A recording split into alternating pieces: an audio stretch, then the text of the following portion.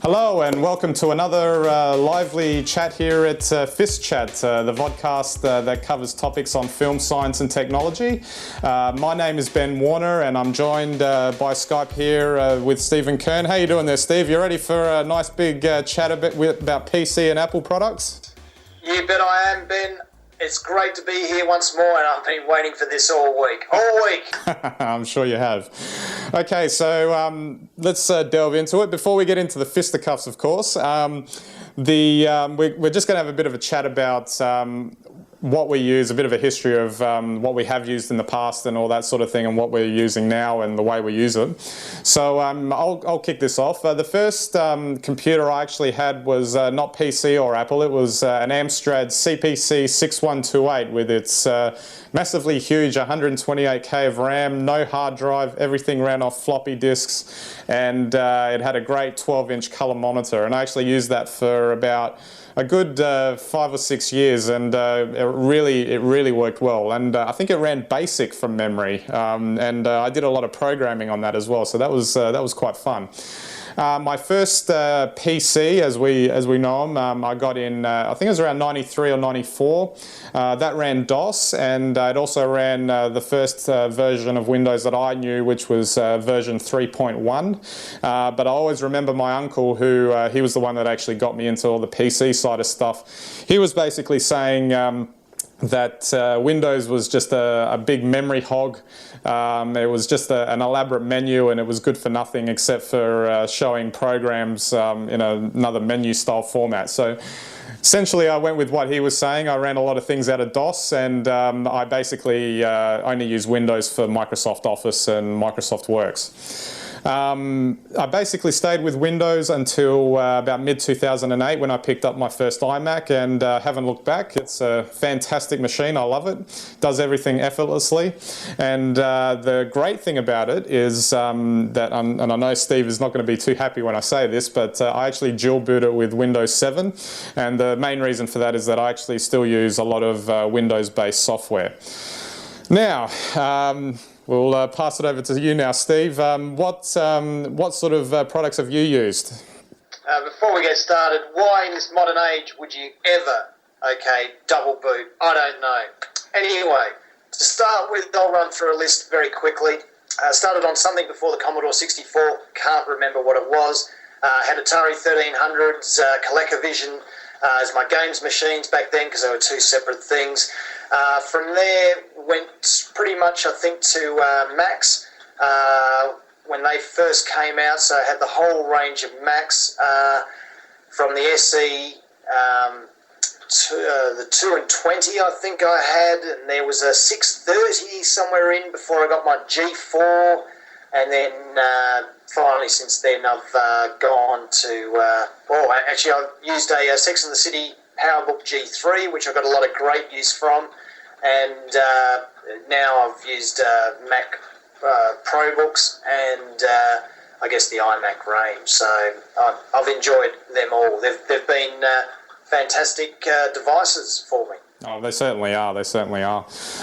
Just to explain the reason why I just want to clear up why I've actually sort of split my computer in two, so to speak, so that it's running two different operating systems, and that's largely because I do different tasks with different software. And there is very specific reasons for it. Basically, anything to do with working with video, photos, or audio, no question, iMac wins hands down as far as working with any of those things. Final Cut, I mean, I've used Adobe Premiere software, which is really good, but Final Cut's been fantastic ever since I started using it. You can mix and match footage, and it's just fantastic. Even something as simple as iPhoto. There is nothing on the Windows side that even comes close to being as elegant as displaying photos. And there's even other things like Aperture and others that are just fantastic. And of course, audio editing is great for the Mac as well. Now, the main reason I keep Windows is two reasons. it's basically to use Microsoft Office. That's Word, Excel. I still think Office is fantastic for those things, and even for Outlook. They've got that on the Mac.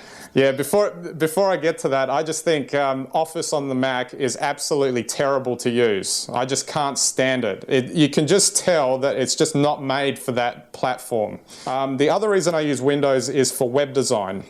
Now, the main reason that I use Windows for this is because of I usually use multiple windows when I've got that open, and the taskbar on Windows basically shows you every window that's open at any given time. So if I want to, and I don't have to do anything to see what they are. So if I want to flip between all these different windows, I know exactly where they are. But with the Mac OS X dock, you actually have to control click on the software icon to bring up what windows you have that are open, which I think is I know that's being petty, but it's one extra step that slows you down a little bit.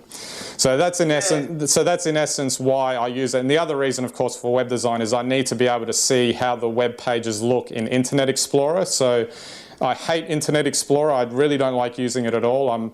Apparently there are good things being said about version 9 that's coming out, and hopefully it'll be better. But for some reason, you know, in Chrome, Safari, and Firefox, you'll design a web page and it'll look exactly the same in all three of those, but for some reason in Internet Explorer it doesn't work, and you have to figure out a way to fix it. And unfortunately, there are over 900 million users of Internet Explorer. So if you're going to produce something for the web, you need to be able to see what it looks, what most of your audience is going to be using, you know, the browser that they'll be using. So that's in essence how I've split those sort of things up. I almost dread saying this. Any thoughts on that, Steve? I just want to start by saying that I'm not anti-Windows. I really enjoyed Windows 3.11. There wasn't anything really to enjoy after that until probably I think we got to XP, which I thought was reasonable for a Windows platform. And then, obviously, we won't talk about Vista, but Windows 7 is an excellent operating system, no question.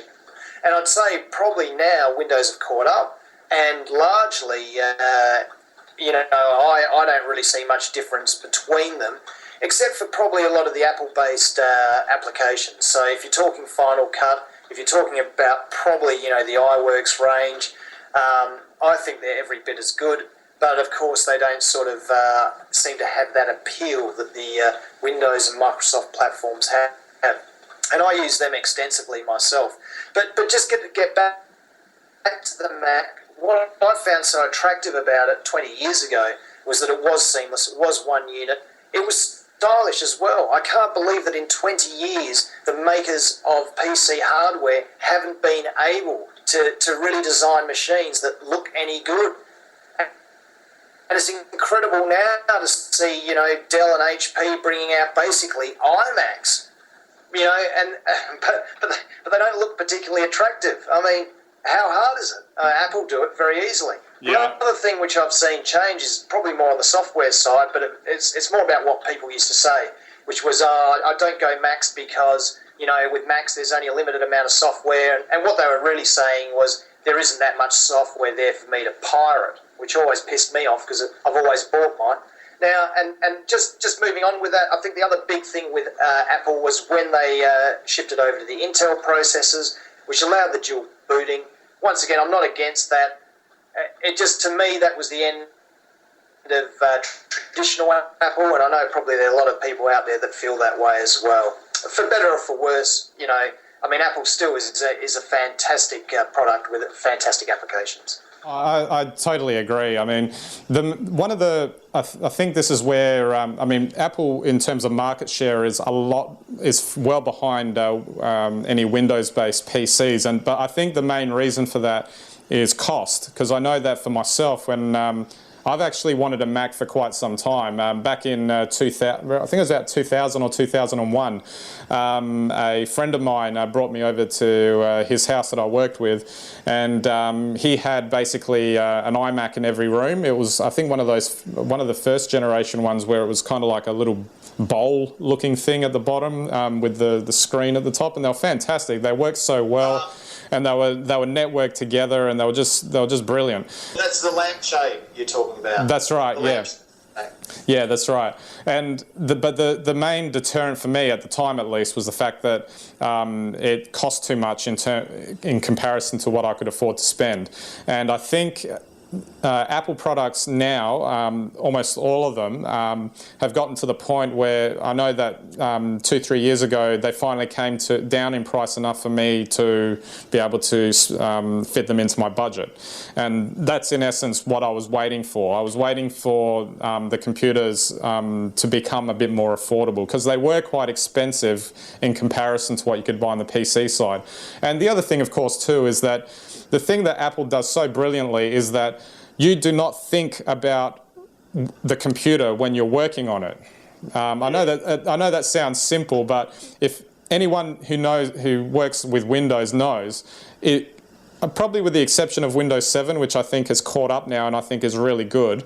All of the previous operating systems, that you were worried about something not working, or something didn't plug in right, or you didn't have drivers for this, or you didn't have drivers for that. I mean, it drove me nuts, to say the least. And Windows 7 is actually the first Windows version where I think you're not actually thinking about using the computer. It's the first one. Now, just to finish up, I guess we're having this chat. I want to finish on 2 points, and I just wanted to get your ideas on this, Steve. Apple products are generally thought of to be, almost like a magical product that is just fantastic to use. And I'm just wondering, are they as good as what I guess the fanboys say they are? Are they really just perfect, or are there certain things that maybe they could improve with it? And also on the flip side, do you think Windows deserves the reputation that it has been given, but also now looking at where they're at now? That's a really good question. I think the thing is that as a long-time Mac fan, I think the truth is that they're now no longer special. And if there is a comment to make on that, I think they're still great. I think they're excellent, and I love them, but they're no longer special because Windows has caught up and PC makers have caught up, and they really use the same chips now. So there is no intrinsic difference. It's only the software you're running. Having said that, I'm delighted that Windows 7 is as good as it is, but doesn't it make you wonder why PCs took so long to catch up? Oh, of course, and you can't beat the fact that when you see an iMac or any sort of Apple computer on a table or a desk or something like that, it looks like it's part of the furniture. It's fantastic. It looks like it doesn't even have to be doing anything. It just looks beautiful. Whereas, and why haven't the makers of PC hardware been able to do something about that in 20 years? Yeah, and that's my final point too. There is just nothing on the PC side that looks elegant, or even in design. So. Okay, I guess we'll finish up our little chat there. We're out of time now. Thanks for the chat, Steve. Always lively, and I'm sure we'll have another chat about Apple and PC products in the future. Absolutely. We're starting to get a few comments through our Facebook site and Twitter, so feel free to leave anything, even up there on the YouTube site. We'd love to hear from you. Absolutely. Okay, so next week we're going to be talking about internet film distribution. So this is a fairly important one for filmmakers going into the future, and it's not something that should be sneezed at. So until then, we'll catch you then.